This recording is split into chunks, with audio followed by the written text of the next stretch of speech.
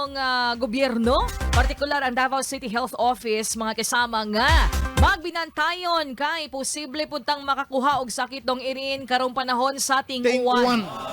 Unsa ning mga sakitan Gani dahil? Dengue og leptospirosis. Mauna kasama ang hinibaylosis urban nga nag-ingon siya dahil sa ato ang comments garon. Kusog ng uwan sa Arcastillo agdaw karong mga orasa. Oo, so kamo diha kana inyuhang mga tinapok nga mga basura, kanang inyuhang mga Pinoyanan nga nagatapunog na dihang mga panghinlo-hinlo pod.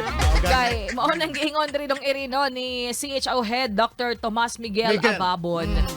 Nga batasanon daw ang pagpanghinlo sa palibot. Ayaw tuguting dunay itlogan ang dengue kuan magkakasama nga lamok. Oo, aron di mo saka ang kaso sa dengue og likayan po nang magtamak-tamak pod ta sa mga bahaunon. So nagsumpay-sumpay ang atong istorya, naghisgot ta ganina og flood week og typhoon week. Unya ganina sakit karon sakit na po.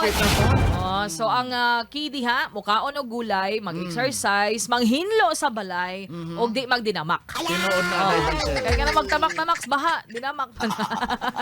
Liman ka ng hugaw kaayo. Tinuod na dahil. Ang kuan dahil leptospirosis dahil. Yes, oo. Isa ka ang leptospirosis January.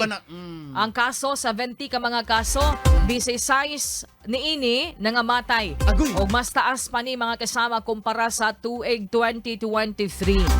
So sa 70, mga kasama ka mga kaso, dinhi sa atong syudad di ay dong iring.